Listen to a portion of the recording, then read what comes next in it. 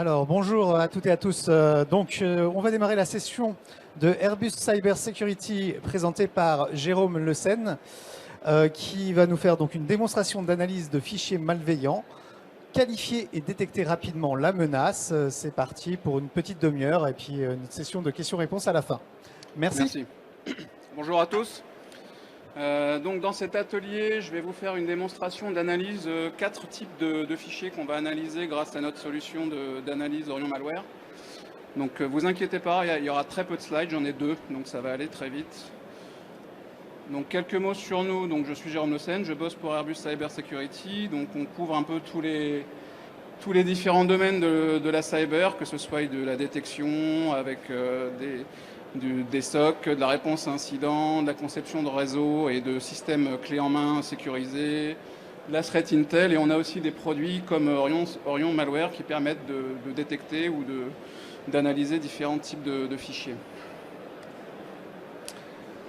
Donc très vite, les fonctionnalités clés, donc c'est une plateforme d'analyse de fichiers, donc ça peut être soit pour de l'analyse de fichiers de masse, soit de l'analyse détaillée pour un SOC ou un CSIRT. Donc on combine plusieurs moteurs d'analyse. En fait, on va avoir des antivirus, de l'analyse statique, du machine learning et de l'analyse dynamique dans notre sandbox. Donc on a une sandbox propriétaire qui est une sandbox agentless. Et c'est moi qui suis responsable du développement de cette partie-là.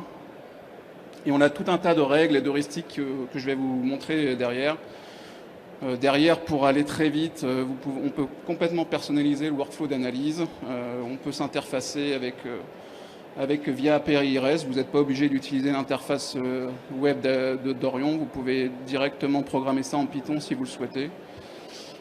Et on a des offres avec des appliances ou des offres cloud en SaaS.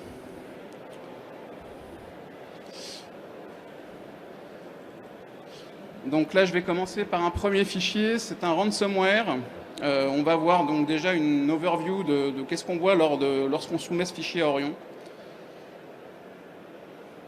Donc là, on arrive sur l'interface d'overview. Donc vous avez les informations de base, le hash du fichier, les différents hashes, la date de soumission. Donc toutes les informations classiques. Ici, on peut voir en haut à gauche que vous avez un petit icône en sévère. Donc on a différents niveaux de qualification, safe, low, medium, high et sévère. La sévère, c'est le risque le plus élevé chez nous. On a ensuite un résumé des communications qui ont été effectuées par le fichier qui a détonné, les antivirus qui ont matché. On a 5 antivirus en parallèle qui vont analyser les fichiers. L'analyse dynamique, la matrice MitraTrack, mais ça je vais y revenir dans le détail. Et ensuite, quand vous voulez aller dans le détail, vous pouvez aller dans les onglets et vous allez voir pour chaque partie, chaque moteur d'analyse, tout le détail. Donc ici on a les AV, ici on a les règles, mais on verra un exemple où on a des règles qui matchent.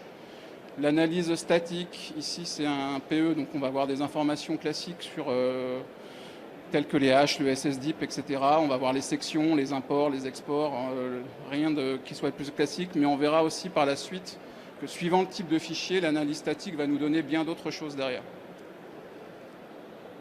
Et ensuite, on part dans l'analyse dynamique, donc c'est la détonation en sandbox. Donc on a, c'est notre sandbox propriétaire, on supporte Windows XP, Windows 7, Windows 10 et Linux.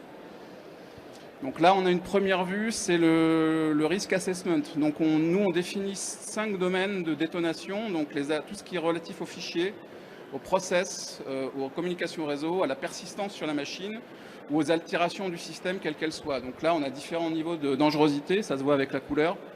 Donc là, vous voyez bien déjà que celui-là, par exemple, il détonne assez bien en dynamique. Donc on va faire un petit zoom pour voir derrière qu'est-ce qui va se passer. Donc derrière, on va avoir l'explication sous forme textuelle, donc pas trop compliqué à lire pour un non-initié. Donc typiquement, par exemple, on voit ici, première ligne, on a vu que les documents utilisateurs avaient été chiffrés. Donc là, c'est assez clair, il n'y a pas à se poser de questions, on sait déjà qu'on a affaire à un ransomware. Derrière, on va voir au niveau process, on va voir des tentatives d'évasion par des slips, par exemple. Des communications réseau ou de l'exploration de file share ou de serveurs distants. Moyen de persistance, ici on a une clearrun classique, on verra d'autres exemples plus tard, et des activités sur les services, je vais y revenir tout à l'heure. Derrière ces heuristiques de détonation, on va les mapper dans une matrice MitraTrack. Comme ça, c'est un peu plus standardisé. Donc vous allez pouvoir retrouver les éléments de détonation sous format avec des ID mitres. On a évidemment les screenshots qui vont avec lors de la détonation. Ça confirme encore une fois qu'on avait affaire à un ransomware. Et derrière, on va voir toutes les activités réseau, que ce soit les requêtes DNS, les communications HTTP avec le pass, le user agent et toutes les informations techniques relatives aux communications HTTP. Et ensuite, on va descendre pour avoir les informations sur le process. Alors dans cet exemple-là, il n'y a qu'un seul exe qui a été mis en place. On verra un autre exemple où on a des informations beaucoup plus détaillées sur tout l'arbre de process qui a été déclenché. Donc on va retrouver la command line, des informations techniques comme le process ID, etc. Donc, le chargement des DLL, dans cet exemple-là, ça ne nous intéresse pas. Et là, comme c'est un ransomware, ça va être un peu plus intéressant. Ça va être la création de fichiers. Donc là, on va voir par exemple que le malware a créé tout un tas de fichiers qui ont tous le même nom dans plein de répertoires différents. C'est un readme.txt. Donc on peut avoir le détail des fichiers qui ont été créés avec leur chat. On peut les télécharger si on les souhaite et on peut les prévisualiser. Et là, si on regarde un petit peu, je vais zoomer un peu. On voit que ça ressemble à du texte et probablement du texte type message de rançon. Donc ce qu'on peut faire derrière, c'est de télécharger le fichier qui a été créé pour l'ouvrir dans un vrai éditeur de texte. Donc, Et là, effectivement, on a la ransom message telle qu'elle a été déposée par le malware sur le disque, avec toutes les informations dont on pourra trouver, pourquoi pas, des indicateurs derrière. Donc ça, c'est vrai pour la création de fichiers. On va voir que c'est vrai aussi pour la modification. Donc là, on voit qu'il y a tout un tas de documents utilisateurs qui ont été modifiés, des fichiers TXT par exemple. Alors première chose, ici dans le fichier TXT, on a une section ici où on voit le type de données, et là on voit que c'est du data et que l'entropie est élevée. Donc l'entropie élevée pour un fichier texte, c'est un petit peu bizarre. Donc si on va aller regarder à quoi se ressemble ce fichier texte, et quand on regarde, effectivement, ça n'a pas vraiment l'air d'être un fichier texte, c'est plutôt des fichiers chiffrés. Au niveau là, c'est un document doc, même chose. Quand on regarde l'entête du document doc, c'est plus du tout un document doc. Donc là, ce qu'on est en train de voir, c'est tous les fichiers utilisateurs qui ont été chiffrés par le ransomware. Et derrière, dernière phase, on va voir que tous les fichiers qui avaient été chiffrés ont été renommés. Donc là, on voit que l'extension a changé, donc le ransomware a rajouté sa propre extension derrière. Donc là, on qualifie vraiment l'activité malveillante et on qualifie le fait que c'est un ransomware. Dernière chose, ici, on voit des tentatives d'accès sur des lecteurs. Donc il essaye d'ouvrir tous les lecteurs possibles sur la machine, typiquement pour aller se connecter à des chers réseaux et pourquoi pas aller chiffrer des données sur les réseaux. Donc c'est encore une fois une activité type ransomware. Donc là, c'est des tentatives, mais on les voit quand même. Et ensuite, les activités au niveau de la registrie. Donc on va voir qu'il y a 3 informations intéressantes. Donc là, typiquement, c'est des informations qui demanderaient une analyse plus poussée, mais c'est des informations qui appartiennent au malware.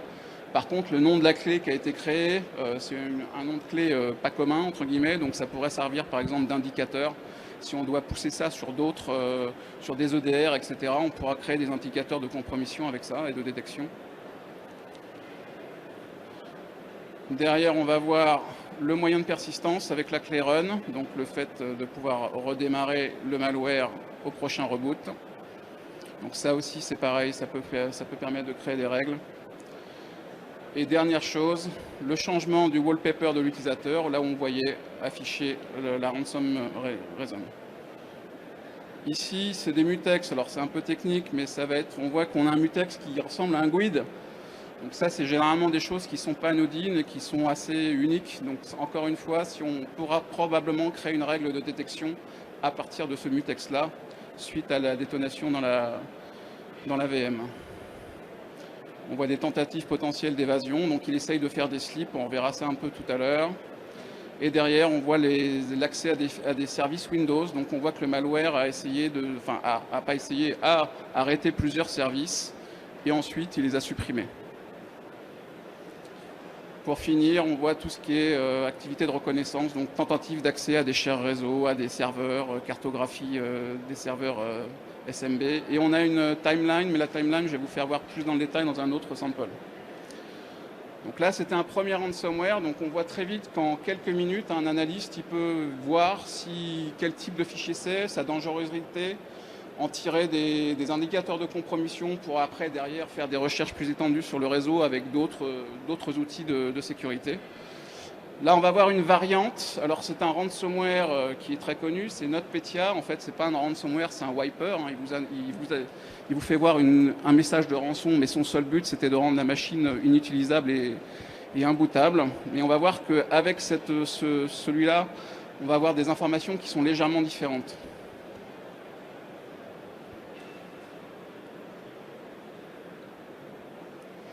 Donc, on retrouve dans l'overview tout le détail de toute la détonation. Donc, comme dans l'exemple précédent, après on va partir dans chaque moteur d'analyse. Donc les AV, là je les avais désactivés, donc il n'y a pas d'analyse d'antivirus.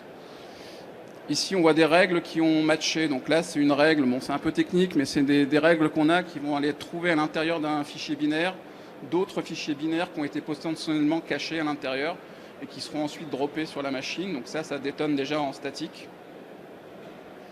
Donc avec un peu d'obfuscation simple à base de XOR 8 bits. Ensuite, on va voir dans la partie scanner une information qui est un peu plus intéressante. Ça va être ici. Donc là, on a un truc qui est intéressant, c'est qu'on a une règle qui a détonné et qui dit que le fichier était signé, donc avec une signature classique Microsoft Authenticode, et qu'on a détecté que la signature de ce fichier avait été invalide. Donc quelqu'un a essayé de modifier un fichier légitime pour pouvoir y mettre son propre code à l'intérieur.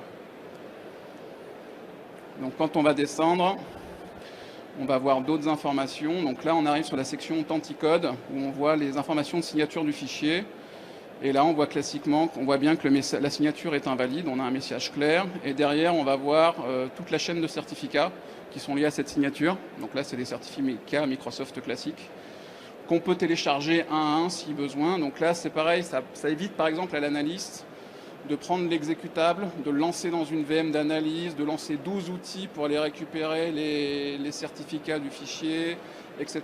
Là, tout est fait en 2 minutes d'analyse du fichier par la solution. Et ensuite, on part à la partie dynamique. Alors celui-là, c'est un vrai sapin de Noël, hein. Il est tout rouge partout, donc c'est un bon exemple.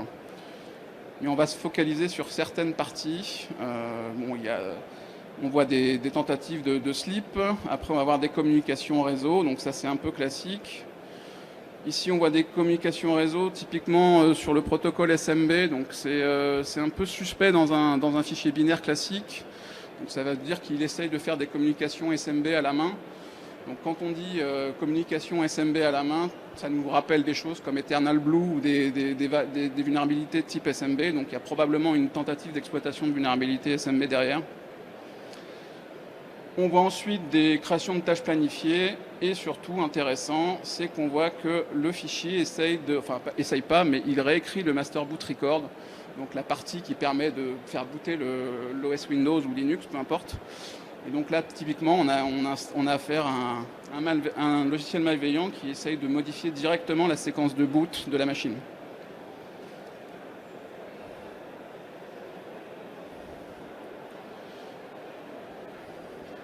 Donc derrière, on a la matrice MitraTac, ça je l'ai déjà fait voir. Au niveau des screenshots, il n'y a pas grand-chose. Au niveau des communications, on n'a pas de choses intéressantes dans cette partie-là parce qu'il ne fait pas de communication réelle. Derrière, par contre, on voit le process tree. Donc tout à l'heure, on n'avait qu'un seul exe. Donc là, on a un exe qui derrière va lancer d'autres exécutables, que ce soit des exécutables qui va dropper sur le système ou des exécutables dans Windows directement. Donc on va en voir quelques exemples. Donc si on part ici, on voit qu'il a lancé un CMD. Et dans le CMD, on va voir des choses intéressantes. Par exemple, on voit qu'il a lancé un SCH Task. SCH Task, c'est l'utilitaire de Windows pour créer des tâches planifiées. Et dans la tâche planifiée, on peut voir qu'il va lancer un shutdown de la machine à 9h23 au temps de la sandbox. Donc on va voir derrière que c'est consistant avec ce type de malware parce que c'est un wiper qui va aller effacer les données, rendre la machine non bootable et du coup pour déclencher vraiment tout, on va éteindre la machine comme ça, il n'y a plus rien à faire derrière. Donc on a la chaîne complète avec les instructions qui ont été lancées. Ensuite, on va regarder d'autres informations. Ici, par exemple, il appelle 3 fois un utilitaire qui est un utilitaire Windows classique, WVT utile, qui permet de gérer les journaux d'événements à la main. Et donc là, on voit qu'il essaye d'appeler cet exécutable Windows en passant la commande CL. CL, ça veut dire clear. Donc en fait, ce qu'il fait, c'est qu'il va effacer tous les journaux d'événements de Windows. Donc encore une fois, c'est des manœuvres de type anti-forensique pour ne pas retrouver ce qui s'est passé sur la machine. Et encore un autre utilitaire, FSUtil, qui est aussi un utilitaire de base dans Windows qui permet de gérer le file system en ligne de commande. Et là, on va voir qu'il fait un delete journal sur le journal USN. Le journal USN, c'est un journal de transaction au niveau du file system NTFS qui permet aussi notamment de récupérer des informations forensiques importantes quand on doit faire une analyse de la machine. Donc là, on voit bien qu'il essaye d'effacer toutes les traces possibles pour pouvoir rendre la machine complètement inutilisable.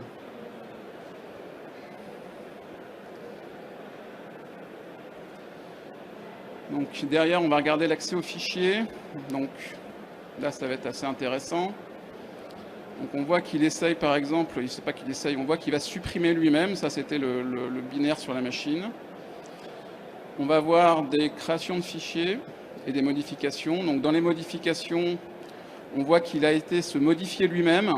Et là, vous pouvez voir qu'une fois la modification passée, le contenu du fichier, c'est 0, 0, 0. Donc il s'est modifié en mettant que des zéros partout, puis il s'est effacé. Donc comme ça, si on veut récupérer le sample, c'est fini. On ne pourra plus.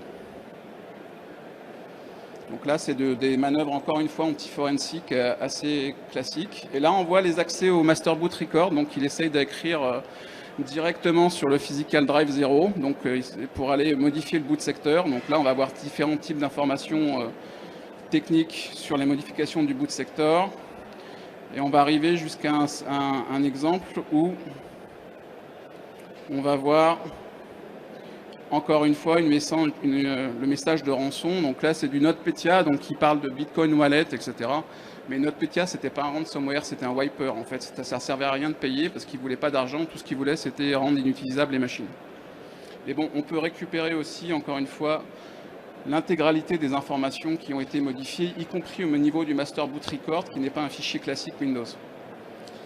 Donc là, par exemple, j'ai récupéré une partie que je n'ai pas fait voir, j'ai récupéré une partie du boot sector qui a été modifié par le ransomware. Et derrière, on va aller l'ouvrir dans un outil de reverse classique, là c'est Ghidra. Et derrière, quand on ouvre l'extraction de fichiers, on voit bien que ça ressemble à du code assembleur x86. Donc on a récupéré la modification du bootloader. Donc ça pourrait être des choses qui peuvent être après données à des équipes de reverseurs pour aller reverser le bootloader et voir dans le détail qu'est-ce qui se passe derrière. Mais là, encore une fois, ça a permis d'extraire tout automatiquement sans que l'analyste ait des heures à passer dans des VM, à se battre avec le ransomware pour extraire les informations. Là, on a un exécutable qui a été droppé. Donc on pourra aussi le resoumettre à analyse ou à des équipes de reverseurs. On a des accès aussi SMB ici. Et derrière, on a un autre exécutable qui est droppé. Alors celui-ci, il porte un nom dllhost.dat, qui n'est pas du tout un nom d'exécutable. En plus, si vous faites rien qu'une recherche sur le hash, vous allez trouver qu'en fait, il s'agit de psexec.exe, la vraie version de Microsoft, donc non modifiée. Donc en fait, NotPetya inclut psexec.exe pour pouvoir se propager sur le réseau derrière via des appels psexec. Donc ça donne encore en plus un complément d'information sur qu'est-ce qui s'apprêtait à faire.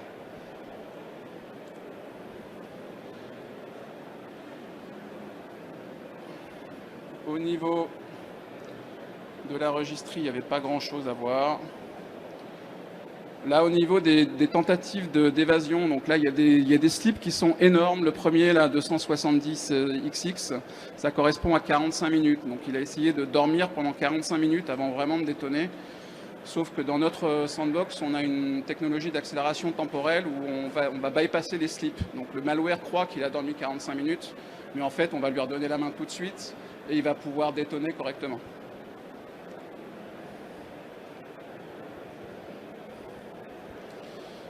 Idem, après, il a essayé 30 minutes, etc. Enfin, il a fait plusieurs... et là, on voit qu'il a essayé de cartographier le réseau. Donc là, on arrive sur la timeline. Celle-ci va être plus intéressante parce qu'on a plusieurs process qui sont en cours. Donc tout en haut, on a le run DLL 32 qui avait chargé la DLL. Derrière, on voit directement les accès au master boot record avec le physical drive 0. Et on a tout l'ordonnancement de ce qui s'est passé sur la machine de manière temporelle. On voit tous les process qui ont été créés. Donc on peut voir la ligne de commande en plaçant l'icône, enfin le curseur de la souris dessus. Donc ça va donner une vue synthétique de qu'est-ce qui s'est passé et dans quel ordre en fait. Donc on voit la totale. Et derrière, on peut aussi aller filtrer un peu s'il y a trop d'informations dans la timeline. On peut filtrer par domaine d'activité ou par process. Typiquement, là, si on supprime l'accès au fichier, boum, ça réduit drastiquement la taille de la timeline. Si on veut se concentrer sur, par exemple, les accès, la création de process ou les réseaux, on peut le faire. Évidemment, on peut zoomer in-out dedans sans problème. Donc là, troisième cas de figure complètement différent.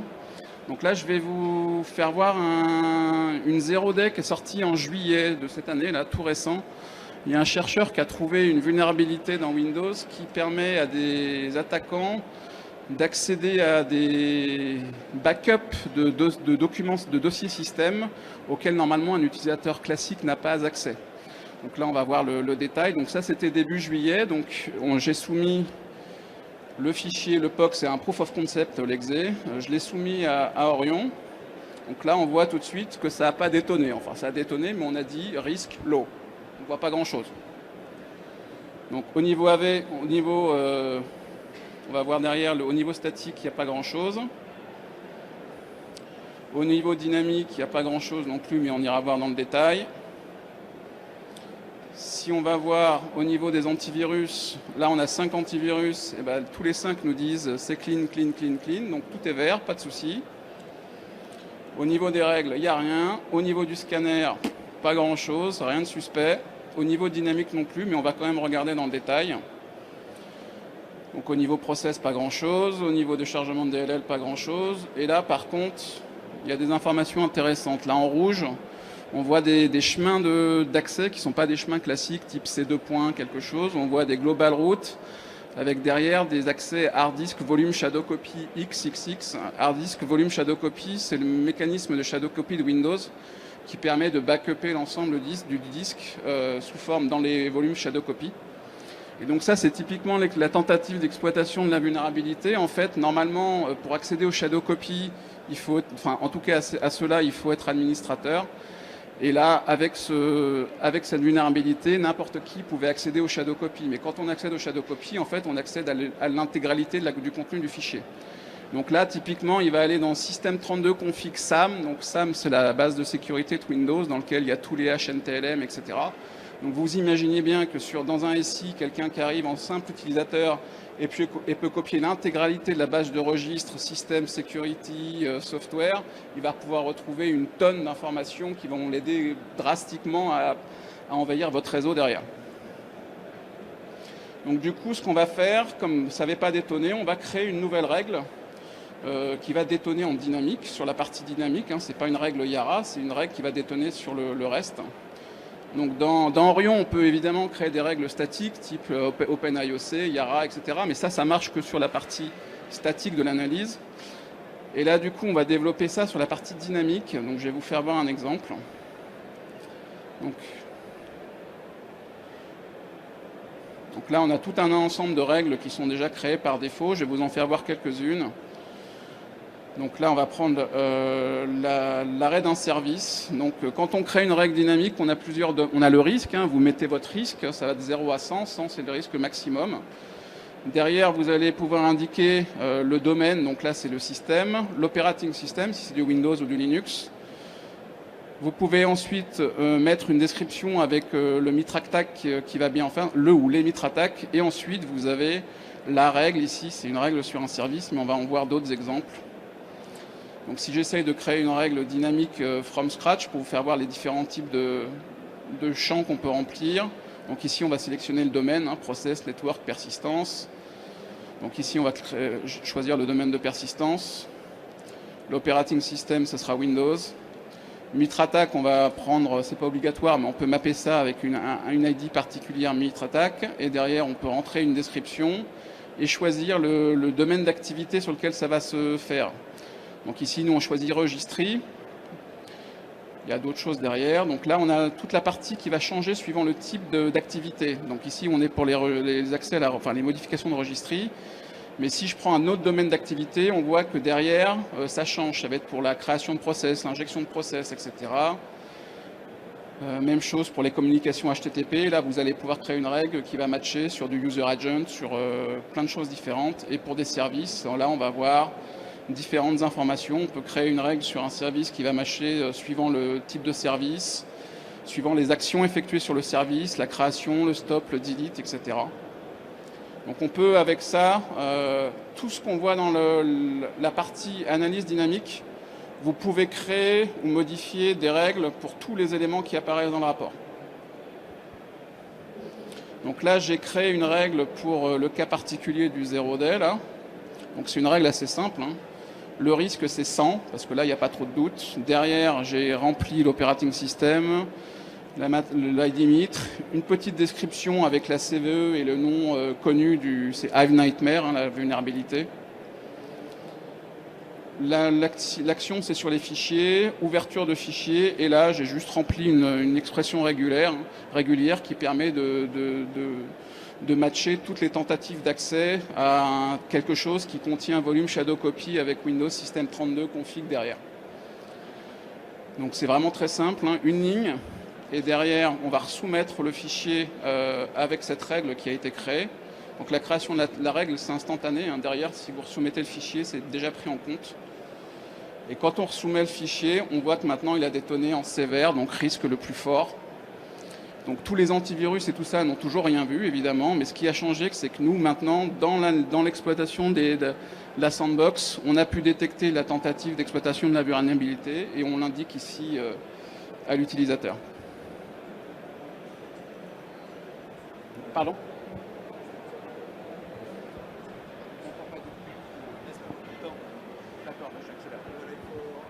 C'est le dernier là. Donc là, c'est l'analyse d'un document Word. Donc on change, on n'est plus dans du binaire.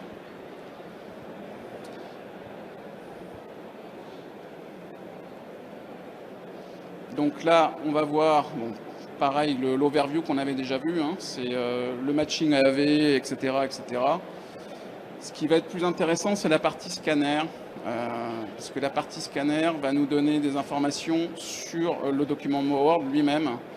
Première chose, on voit ici qu'on a trouvé des chaînes en VBA suspectes.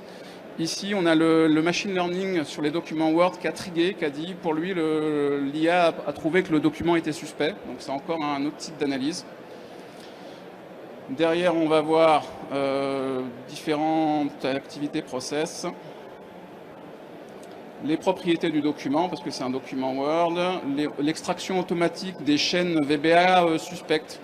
Donc ça peut être soit des API qui sont potentiellement dangereuses, soit des noms de DLL, d'exe, soit on a découvert qu'il y avait des chaînes qui étaient probablement obfusquées, par exemple, avec une entropie un peu élevée. Et derrière, vous avez toutes les macros VBA qui ont été extraites, que vous pouvez télécharger, mais que vous pouvez aussi visualiser directement comme ça à l'intérieur.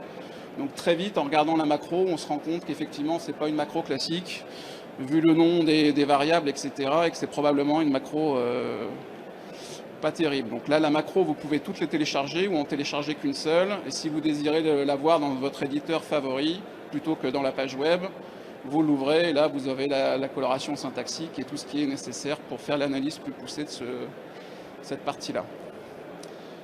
Et derrière, pour finir, l'analyse dynamique, on va voir aussi que l'ouverture de documents a bien détonné.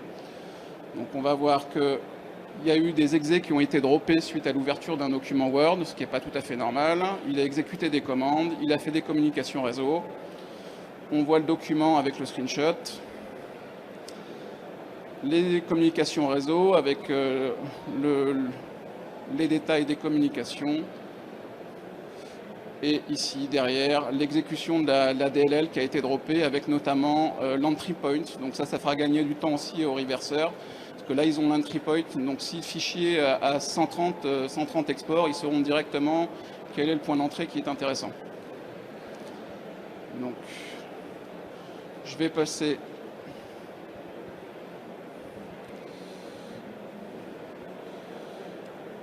au slide de fin. Donc c'était un peu rapide, je suis désolé. C'était petit aussi, je pensais qu'on aurait des grands écrans. Donc si jamais vous voulez en voir plus, je vous invite à venir à notre stand. On a des démos live avec accessibles. Les questions, je pense qu'on n'aura pas trop le temps, c'est ça?